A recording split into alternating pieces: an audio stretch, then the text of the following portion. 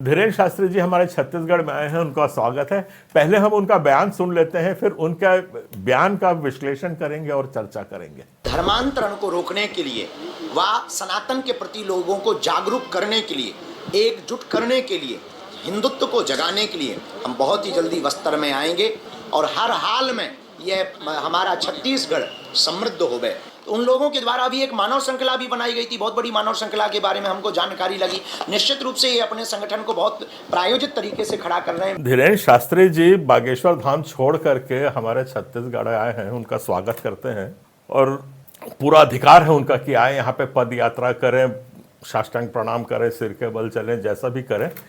अगर आकर के यहाँ छत्तीसगढ़ में शांति स्थापित करता है तो आज एक हमारा समाज भी उनका स्वागत करता है। ध्यान से उसका विश्लेषण करें तो मामला कुछ और है। सबसे पहली बात, मैं आपको क्रमवार लेके जाता हूं। सबसे पहले आप ये देखिए कि अमिताभ बच्चन जी उनके बागेश्वर धाम में आए, वहां पे उनको बिठा करके उसके खूब पब्लिसिटी कर दी। मतलब ये दिखा दिया कि वो अमिताभ बच्चन से भी बहुत बड़े शख्सियत है। उसके बाद धीरेन्द्र शास्त्री आते हैं और आकर के सीधा मुख्यमंत्री के बंगले में जाते हैं। इधर उधर किसी से कोई बात नहीं करते हैं, मुख्यमंत्री के बदले जाते हैं और वहां से घोषणा होती है कि ये बस्तर में पद यात्रा निकालेंगे। तीसरी बात है, आप थोड़ा ध्यान से देखिए, कल धनखड़ जी आए थे, वो उपराष्ट्रपति हैं और राज्यसभा के अध्यक्ष हैं, वो आकर के तुरंत धर्मांतरण पे बयान देते हैं। उसके बाद फिर आप देखिए कि एक जितने भी हमारे कैबिनेट मंत्री हैं और 5-6 इनके प्रवक्ता वगैरह हैं भाजपा के पार्टी के, जो सरकारी पद पे बैठे हुए हैं, ये नहीं कि वो संगठन में है, वो लोग आकर के एक नहीं कई यहाँ पे प्रेस कॉन्फ्रेंस होल्ड कर रहे हैं, एक के बाद एक। और उसमें मजे की बात आप देखिए कि जब प्रेस कॉन्फ्रेंस होल्ड कर रहे हैं, आरोप धर्मांतरण का है और आरोप यह है कि ईसाई समाज छत्तीसगढ़ प्रदेश को खोखला कर रहा है, पर वहां एक भी ईसाई आदमी को नहीं रखते हैं उस डिबेट में ताकि वो अपनी बात रख सके। तो ये सारा जो ड्रामा चल रहा है, हमारे हाथ पांव पीछे बांध दीजिए, मुंह पे आप टेप चिपका दीजिए, उसके बाद फिर हम लोगों को भड़ा भड़ा मारते जाइए और खूब ताली बजाइए। ये है पूरा खेल इसका। और हकीकत ये है, कुनकुरी में जो इन लोगों ने तमाशा किया है, उससे हमारे आदरणीय मुख्यमंत्री घबरा गए हैं। जब 2 लाख लोग सड़कों पे आए हैं तो उसकी काट ढूंढने के लिए इस किस्म के ये तमाशे किए जा रहे हैं। मैं अपील करता हूं अपनी सब जनता से कि इस किस्म के षड्यंत्र में प्रभावित ना हो और इसको कोई गंभीरता से ना लेवे। ड्रामाबाज सरकार एक ड्रामा कर रही है, इसको मात्र उतना ही तरजीह दी जाए। कल मैं एक डिबेट देख रहा था, उसमें कांग्रेस के प्रदेश अध्यक्ष ने एक सटीक बात उठाई है, उसका जवाब अगर तार्किक हो तो कोई देवे कि लोकसभा आपकी, विधानसभा आपकी, तो आप वहां पे कानून ले आइए ना कि ईसाइयों को रहने का अधिकार नहीं है, उनको या तो गोली मार दी जाए या तो सबको बांध बूंद के समुद्र में फेंक दे। समुद्र का में बहुत जगह है, सब ईसाई को डुबा देंगे और हम अपना राष्ट्र बना लेंगे। ऐसे एक कानून लेके आ जाए और जितने यहाँ पे हैं सिर्फ हिंदू रहेंगे और हिंदू राष्ट्र बनाएंगे और बाकी सबको निकाल के फेंक दिया जाएगा। आप कानून ले आइए, हम उस कानून का बिल्कुल अनुपालन करेंगे। पर ये जो नफरत में आप पूरे देश प्रदेश को ढकोसला पे ढकोसले करके हमारे प्रदेश को अशांत कर रहे हैं, इसको थोड़ा सा भी, इतने बड़े बड़े आप लोग पदों पे बैठे हुए हैं, थोड़ा सा शांति से क्यों नहीं सोचते हैं कि इस नफरत के बाद क्या है, इस डर के बाद क्या है, क्या हासिल करेंगे, हमारा देश क्या हासिल करेगा, प्रदेश क्या हासिल करेगा। इस पे कभी आपने विचार किया है? आप मुसलमान को अंधाधुंध पीट रहे हो, अब ईसाइयों पे आ गए हो, उसके बाद सिख के ऊपर भी बहुत हमले होते रहे, सिख समाज के ऊपर। ऐसे सब समाजों को मार पीट के कटघरे में खड़ा करके सब करके आप हासिल क्या करना चाहते हैं? चलिए हम कुछ देर के लिए मान भी लेते हैं आपका ये षड्यंत्र सक्सेसफुल हो जाता है, तो उसके बाद क्या होगा, कभी उसका सोचा है? आज मुसलमान 17-18% है, ईसाई लोग 15% है, सिख समाज 2% है। इन सबको आप देश से निकाल देंगे और उसके बाद आप कहते हैं कि नहीं हम शांति से राज भी कर लेंगे।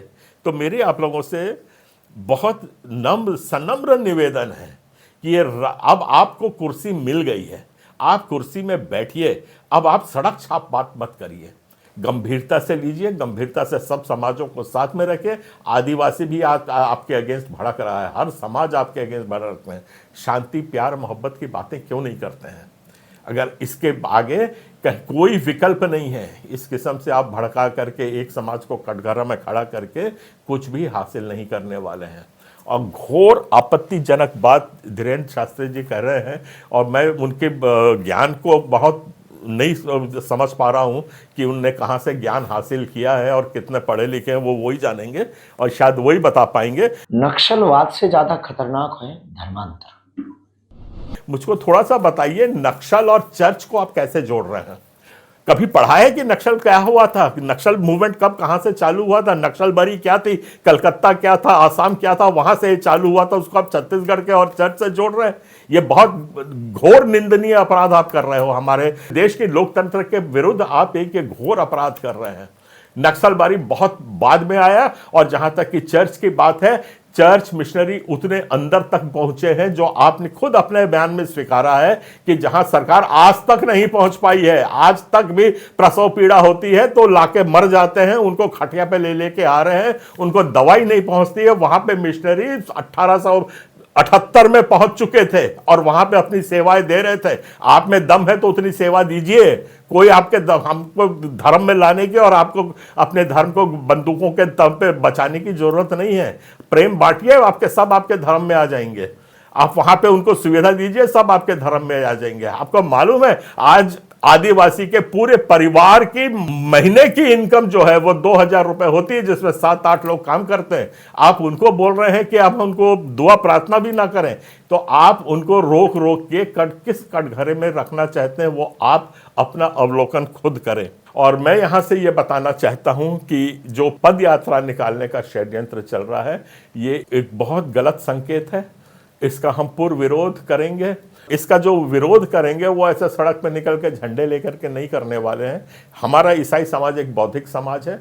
आज हमारे समाज जो लामबंद होता जा रहा है उसको तोड़ने के लिए कभी कुनकुरी चर्च तो ये वो दुनिया भर की बात ये धीरेन्द्र शास्त्री जी करते रहते हैं। तो इन सब के लिए हम लोग हाई कोर्ट जा करके इस पे स्थगन आदेश प्राप्त करने का प्रयास करेंगे। ये हमारा अभी रणनीति रहेगी। हम इसका विरोध करते हैं और हर सोचने वाले समाज को आज सामने आना चाहिए। आज हर समाज पीड़ित है। हर समाज को सामने आए और हमारे जब हाई कोर्ट में याचिका लगाते हैं हमारा साथ दे।